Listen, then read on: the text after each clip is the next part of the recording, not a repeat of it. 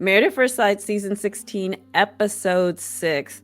So the honeymoon is heating up, but for all the wrong reasons. Gina and Clint got folks fighting all over the world about her calling Clint a ginger, and Clint got thick girls up in arms because he don't like women with a big booty and a smile.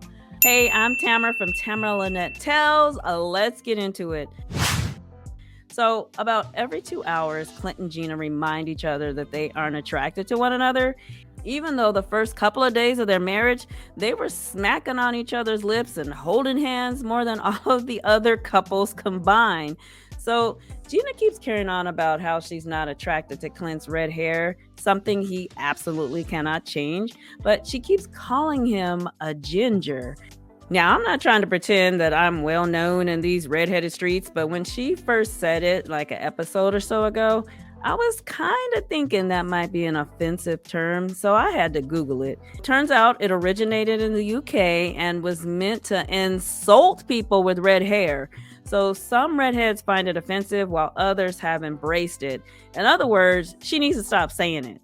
Well, not to be outdone, Clint sat in front of all of the cast and said that he was attracted to slender, athletic women, implying Gina is neither. He offended Gina and all of the other ladies.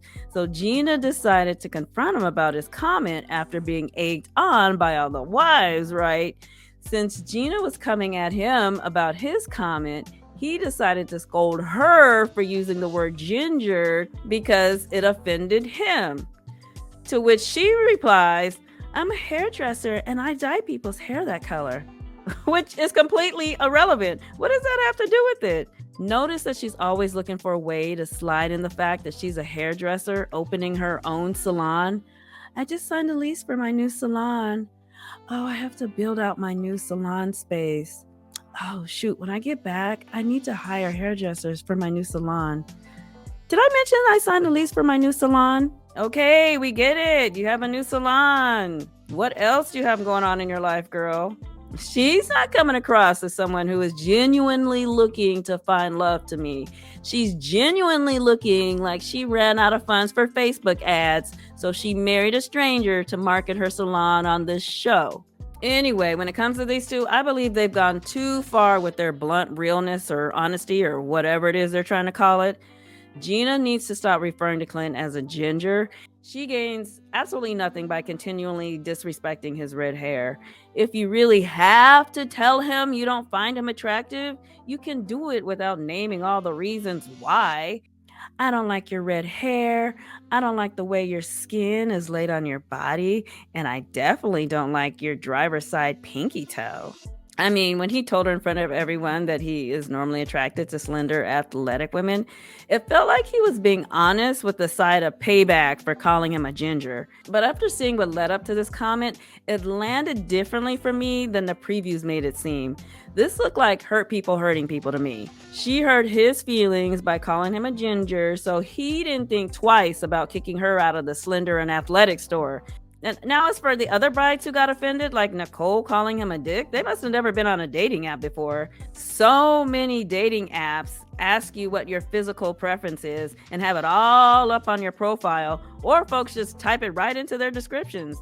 Just because someone has a physical preference that doesn't describe you doesn't lessen your beauty. Clint doesn't find you attractive? So what? Congratulations. Swipe left on Clint and his hairy chest and move on already. But I do get why Gina was offended, because she may consider herself to be either slender or athletic, but Clint bought her a ticket on the thick and chubby train. This couple could use an expert in their lives. Remember back in the day when there used to be experts who tried to help these couples through hard times? Yeah, they need that kind of intervention like yesterday. As for Airris carrying on about blowing his wife's back out, he's no reformed F-boy. I feel like he's in player mode trying to figure out how to hit it. She didn't go for his directness, so now he's acting like he don't want it, knowing good and well that if he got that tap on the shoulder in the middle of the night, he'd put his butterfinger in her funyun. And ladies, you know the tap, like tap, tap, tap. Hey, what you doing? You sleep? Knowing good and well that your tap just woke him and his power bar up. My wife thinks I'm a 12, but I got her at around a 4. Airris, you got to keep in mind that the women you messed around with weren't checking for you to be their husband. They were in playette mode looking at you with their beer goggles on. Now, I thought the couple's massage was nice and relaxing until Jasmine hopped off the table to give him a follow-up massage. Like, didn't the massage therapist just perform a full body massage on him? I suspect that's one of the producers' idea, just doing too much. Because we keep seeing Jasmine pamper this man. Will we ever see him go out of his way to make her feel special? And Clint asking Airris in front of the entire group if he blew his wife's back out. That was so tacky. I mean, it was already inappropriate when Airris said it. Why would you position your lips to repeat those words, Clint? Then when Airris was carrying on about how hard it would be for him to fall in love, seems like every season, one nice person draws the short stick when it comes to their spouse. And this season, it appears to be Jasmine, unfortunately. He needs to be able to give love in order to fall in love, but Airris is on Take Street. He's going to take whatever she's willing to give, then go back to the clubs after decision day and resume his old life. Meanwhile, Miss Jasmine, bless her little heart, seems to be trying really hard to navigate around all of his little quirks and one-sidedness. Speaking of sides, can we get a side of corn to go with Mackinley's quote-unquote sense of humor? His comedy is so bad that it just feels like compulsive lying at this point. How did we go from I've been riding horses since I was a kid to I've never been on a horse before and I really don't know what to do with it? Stop lying. So when they all went horseback riding while he complained about it to the confessional cam, when the horse pooped on him, that was him swimming in a pile of karma. I don't blame Domynique for being turned off by his humor. It's not funny to have someone just lie to you all day thinking it's funny. I made the candles. I know all about horses. I'm ready for marriage. It's not true and it's not funny. When they get back, her mama is going to scoop up her baby and take her home. You know they can't wait to get back to their old life.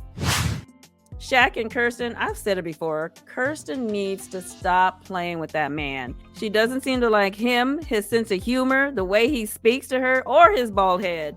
It seems like she's just tolerating him so she can continue to be on TV and go on their little excursions. Now, they seem to have fun dancing at their little dance class, but I feel like she would have had fun with anyone who was willing to participate. It just happened to be him this time. I think it'll be interesting to see how they settle into their apartment and what their relationship will look like. Because he's running out of steam when it comes to giving her a pass on being so judgy towards him. Now, Nicole and Chris need to lighten up their conversations already. They talk way too much about their past relationships and trauma. I mean, overall, they seem to have had the best bonding and get to know you conversations, but it's time to give it a break and talk about like their favorite colors, foods they like, and movies they want to see again. Like, enough with the I felt used for sex and I only had sex with my girlfriend 3 times in almost 2 years. You don't have to regurgitate your entire past relationships blow by blow to each other. Focus on the now and why Chris keeps wearing that same tank top over and over again. Especially since he said he only does laundry once a month. We know that shirt is stanky, Chris. This season of the 5 couples, at least one person from 4 of the couples have overshared about not finding their spouse attractive. Kristen doesn't like Shaq's bald head. Airris claims not to be that into Jasmine. Mackinley seems to be losing sexy points every time he opens his mouth. And Clint and Gina, well, you know that story. I feel like during the audition process, these people proclaim up and down that they're going to try to make it work no matter what the person at the end of the aisle looks like. But the moment they see their spouse and they're not attracted, they overshare by confiding that to them and start acting out. This show ain't for everybody, and it sure doesn't seem to be a good fit for most of this cast. I can't wait for them to move into the apartments. In the meantime, see you in my next video.